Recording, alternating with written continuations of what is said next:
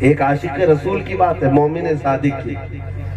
خوشیاں آتی ہیں تو بزرگوں نے فرمایا اس وقت تم خوش ہو جاتے ہو جب رسول تمہاری طرف دیکھ کر مسکراتے.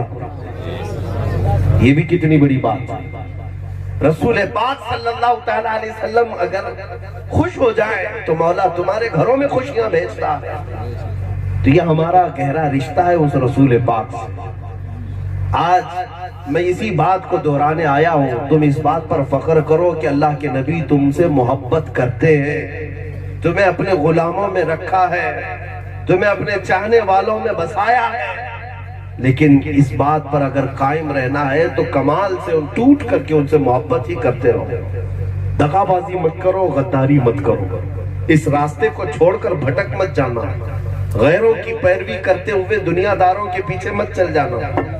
نبی پاک صلی اللہ تعالیٰ علیہ وسلم نے اگر تمہیں اپنی محفل میں بٹھایا ہے تو بیٹھنے کی لاج بھی رکھنا کہ رسول پاک نے مجھے بٹھایا ہے. اے سنی مسلمانوں، نبی محترم صلی اللہ تعالیٰ علیہ وسلم جس سے محبت کرے اس کا حال کیا ہوتا ہے. اللہ اکبر. میں آپ کو بتاؤں، حضور پاک صلی اللہ تعالیٰ علیہ وسلم جس پر ہاتھ رکھے، حضرت جابر فرماتے ہیں میرے گھر میں کھانے کے لیے ایک بار دعوت میں نے دی رسول پاک صلی اللہ علیہ وسلم، اور حضور پاک نے کھانا کھا کر دسترخوان سے اپنا ہاتھ پہنچ لیا. حضرت جابر کہتے ہیں میں وہ دسترخوان اٹھا کر تبرک کے طور پر گھر میں رکھ لیا کہ رسول پاک نے اپنا ہاتھ پہنچا ہے دسترخوان سے. حضرت جابر کہتے ہیں جب وہ دسترخوان کبھی میلا ہو جاتا تو میں اسے پانی سے نہیں دھلتا، بھڑکتی ہوئی آگ کی تندور میں ڈالتا. سبحان اللہ سبحان اللہ. کپڑے کا دسترخوان ہے، آگ کی تندور میں ڈالتا، تھوڑی دیر کے بعد اس کپڑے کو نکالتا، اس کا سارا میل نکل چکا ہوتا، ایک رواں بھی نہیں جلتا. کیوں؟ اس لیے کہ رسول پاک صلی اللہ تعالیٰ علیہ وسلم نے اپنے ہاتھ مبارک اس دسترخوان سے پوچھ لیے. سبحان اللہ. اب سنو میرے عزیزوں، جس دسترخوان پر رسول پاک کے ہاتھ لگے دنیا کی آگ اسے نہیں جلاتی. میرے مصطفیٰ کریم صلی اللہ تعالیٰ علیہ وسلم کا فرمان عالی شان ہے، جو دنیا میں ان سے محبت کرتا ہے کل قیامت کے دن میرے آقا اس سے مصافحہ کریں گے. قیامت کے دن اس سے مصافحہ کریں گے. اور جب تم قیامت کے دن رسول سے مصافحہ کر لو گے، میرا یہ وجدان کہتا ہے پھر جہنم کی آگ بھی اسے نہیں جلائے گی. جہنم کی آگ اسے نہیں جلائے گی. اے میرے عزیزوں، اپنے آقا کونین صلی اللہ تعالیٰ علیہ وسلم کے وفادار بن جاؤ. اس رسول سے زیادہ چاہنے والا کوئی ہے ہی نہیں تمہارا. تمہیں میں بتاؤں کن گھڑیوں میں انہوں نے تمہیں یاد نہیں کیا، کن گھڑیوں میں یاد نہیں کیا. سبحان اللہ. پیدا ہونے سے لے کر اپنی ظاہری وفات تک اس رسول پاک نے امت امت ہی تو کہا ہے. جو نہ بھولا ہم غریبوں کو رضا، یاد اس کی اپنی عادت کیجیے. سبحان اللہ. امام اہل سنت نے یہی تو تعلیم دی. رسول پاک صلی اللہ تعالیٰ علیہ وسلم نے کہاں کہاں ہمیں یاد کیا. جب کبھی بجلیاں کڑکتی، بادل چھا جاتے، حضرت عائشہ فرماتی ہے رسول پاک بستر چھوڑ کر باہر چلے جاتے رات کے وقت، روتے روتے ہاتھ پھیلاتے اور عرض کرتے مولا ان بجلیوں کو دور کر دے، اس ابر کو ختم کر دے. ماں عائشہ صدیقہ فرماتی یا رسول اللہ صلی اللہ علیہ وسلم آپ ان بجلیوں سے اتنا کیوں گھبراتے. سنو اے نوجوانوں، رسول پاک فرماتے ہیں اس لیے کہ پچھلی قوموں پر جب عذاب آتا تھا تو پہلے بجلیاں کڑکتی تھیں، ابر چھا جاتا تھا، پھر ان پر آگ کی بارش ہوتی یا پتھروں کی بارش ہو جاتی، وہ ہلاک ہو جایا کرتے. آسمانی عذاب آتا تھا تو پہلے نشانیاں یہ بنتی تھیں. اب جب بھی آسمان پر بجلی کڑکتی ہے یا ابر چھاتا ہے، حضور پاک فرماتے مجھے ڈر لگتا ہے کہ کہیں یہ میری امت پر عذاب نہ بن جائے، میری امت پر یہ عذاب بن کر کے نہ اتر جائے. اس رسول پاک کو اگر درد ہے تو امت کا درد ہے. جو سب سے زیادہ ہم سے محبت کرنے والی شخصیت ہے دنیا میں وہ کون ہے؟ وہ رسول پاک صلی اللہ علیہ وسلم کی ذات ہے. تمہیں اندازہ ہے ایک روایت میں ہے حضور پاک صلی اللہ علیہ وسلم فرماتے ہیں کہ اگر میرے امتی کے پاؤں میں تلووں میں کانٹا بھی چبھ جائے تو اس کے درد کا احساس مجھے ہوتا ہے. حضور پاک صلی اللہ علیہ وسلم. سبحان اللہ. اللہ کے نبی صلی اللہ تعالیٰ علیہ وسلم تمہارے تلووں میں چبھنے والے کانٹے کا درد بھی رکھتے ہیں۔ عزیز علیہ ما عنتم، قرآن یہی تو کہتا ہے، تمہارا تکلیف میں پڑنا اس رسول کو دیکھا نہیں جاتا۔ تم سے سب سے زیادہ محبت کرنے والی وہ شخصیت ہے۔ اس تو آج تو المیہ ہے، ہم ان کے پیچھے چل پڑے جو ہمیں چاہتے بھی نہیں، وہ ہمیں دھکے دے دے کر کے باہر کرتے ہیں، پھر بھی تم ان کی جی حضوری میں لگے ہوئے ہو۔ اور جو رسول بیٹھتے اٹھتے سوتے ربی حبلی امتی کہتے رہے، یہ نوجوان ان کے پیچھے کیوں نہیں جاتا؟ اس رسول سے وفا کیوں نہیں کرتا؟ اس رسول کے طریقے پر کیوں نہیں آتا؟ تمہیں پتا بھی ہے جب آیات عذاب اتری قرآن پاک میں، عذاب کی آیتیں آئی تو رسول پاک تو مدینہ چھوڑ کر چلے گئے کہ امت پر عذابات کیسے کیسے ہوں گے قیامت کے دن، قبر کے عذابات کتنے ہولناک ہیں۔ رسول پاک صلی اللہ تعالیٰ علیہ وسلم سر سجدے میں رکھ کر کثرت سے روتے رہے۔ اسی کو تو میرے امام اہل سنت فاضل بریلوی نے فرمایا، اللہ کیا جہنم اب بھی نہ سرد ہوگا، رو رو کے مصطفیٰ نے دریا بہا دیے۔ سبحان اللہ سبحان اللہ۔ کس کے لیے روئے؟ کیا ان کے گناہ تھے؟ کیا ان کے عیب تھے؟ ان کی خطائیں تھی؟ کس بات پر روتے تھے میرے آقا؟ صرف یہ غریب امت کے لیے روتے تھے، ہم غریبوں کے لیے رویا کرتے تھے۔ تمہیں اندازہ بھی ہے میرے عزیزوں، تم نے رسول کے لیے کتنی راتیں روئی، کتنی مرتبہ کھڑے ہو کر حضور کو یاد کیا؟ تمہاری آنکھیں کب آخر مرتبہ بھیگی تھی اور کس کے لیے بھیگی تھی؟ تمہیں پتا بھی ہے؟ نبی محترم صلی اللہ تعالیٰ علیہ وسلم کے متعلق حضرت عائشہ فرماتی ہیں، کبھی کبھار حضور رات کو بستر چھوڑ کر کھڑے ہوتے اور عبادت میں لگ جاتے تھے، اور اتنی دیر کھڑے ہوتے کہ آپ کی پنڈلیوں میں سوجن آ جاتی تھی، پنڈلیوں میں سوجن آ جاتی۔ ماں عائشہ فرماتی ہے، میں کپڑا گرم کر سینک کر کے ان پنڈلیوں کا ورم سوجن کو کم کیا کرتی تھی اور کہتی، یا رسول اللہ صلی اللہ علیہ وسلم، آپ اتنی مشقت سے عبادت کیوں کرتے ہیں، اتنی تکلیف کیوں اٹھاتے ہیں؟ رسول پاک صلی اللہ علیہ وسلم فرماتے ہیں، اے عائشہ، یہ میری غریب امت کے لیے میں کرتا ہوں کہ میرا رب راضی ہو جائے، میری امت کو بخش دے۔ جو سب سے زیادہ محبت کرتا ہے نا دنیا میں ہم سے، وہ کون ہے؟ ہمارے رسول کی ذات۔ اور آج مجھے یہ بتانے کی بھی ضرورت نہیں ہونی چاہیے، اے مسلمانوں، میں ایک بات بتا دوں، معراج کی شب جب اللہ تعالیٰ نے میرے مصطفیٰ کو آسمانوں پر بلایا، پھر لامکان کا سفر کرایا اور اس جگہ بلایا جہاں کوئی نہ گیا ہے اور نہ جا سکتا ہے قیامت تک، وہ مقام عطا کیا کس کو؟ میرے آقا کو۔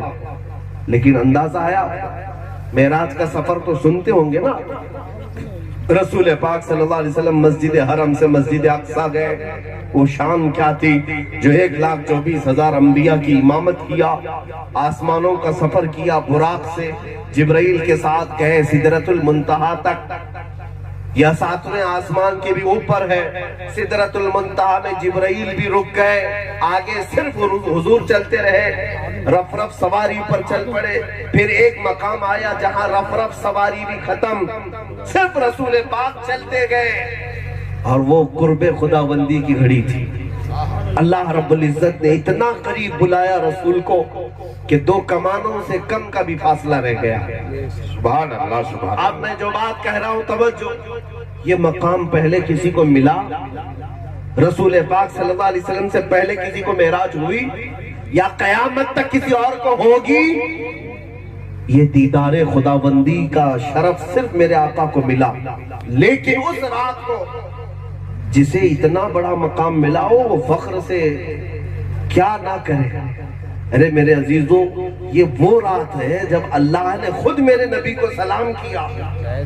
تمہیں پتا ہے جب رسول تعریف کرتے ہوئے اللہ کی بارگاہ میں جا رہے تھے، التحیات للہ والصلوات والطیبات، یہ حضور کے الفاظ تھے، اللہ کی تعریف کر رہے تھے، تمام پاکیاں، تمام اچھائیاں، تمام بزرگی اللہ کے لیے ہے، اللہ کے لیے ہے۔ تو رب نے جواب کیا دیا پتا ہے؟ السلام علیکہ ایھا النبی ورحمۃ اللہ وبرکاتہ۔ یہ کس کی طرف سے آیا سلام؟ اللہ کی طرف سے آیا اے نبی تم پر سلامتی ہو، اللہ کی رحمتیں اور برکتیں ہو۔ اب سوچو ذرا، ایک بڑا آدمی بھی سلام کرتا ہے تو تمہارے پیر زمین پر نہیں ٹکتی، جسے خود کائنات کا خدا، کائنات کا خالق سلام کرے اے رسول تجھ پر سلامتی ہو، اس رسول کے فخر کرنے کے لیے کتنا بڑا مقام۔ لیکن جب اللہ نے رسول کو سلام بھیجا، رسول پاک نے کیا کہا؟ اے مولا یہ تیرا سلام میرے لیے ہے، لیکن مولا تو اپنی سلامتی میں میری امت کو بھی شامل فرما دے۔ والسلام علینا وعلی عباد اللہ الصالحین۔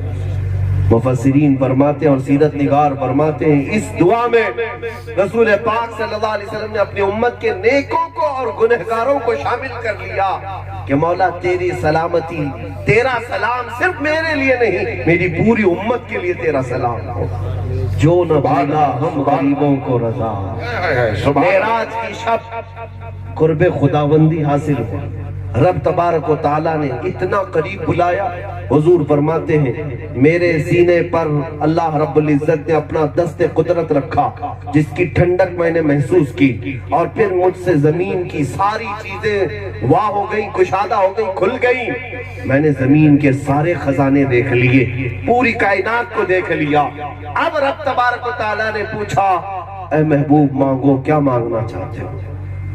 جب خود رب تعالیٰ فرمائے اس رات میں معراج کی شب میں مانگو کیا مانگنا چاہتے ہو، اس رات کو میرے آقا کیا نہیں مانگ سکتے تھے؟ مکہ کی گلیوں کا تاج، بادشاہت، لوگوں کی ایذا رسانیوں سے چھٹکارا، بہت ساری باتیں اللہ کی بارگاہ میں عرض کر سکتے، لیکن میرے آقا کی اس محبت پر قربان جاؤ۔ رب نے جب پوچھا کہ مانگو اے محبوب کیا مانگتے ہو، میرے آقا نے کہا اے مولا میری امت کی بخشش مانگتا ہوں، میری امت کی مغفرت چاہتا ہوں۔ مجھے بتاؤ اے مسلمانوں کون ہے جو ہمیں معراج کی شب بھی نہیں بھولتا؟ کون ہے جو اپنی ماں کی گود میں بھی ہمیں فراموش نہیں کرتا، اپنی جوانی میں نہیں بھولتا، اپنی عبادتوں میں نہیں بھولتا، معراج کی شب نہیں بھولتا؟ یہاں تک کہ میں تمہیں بتاؤں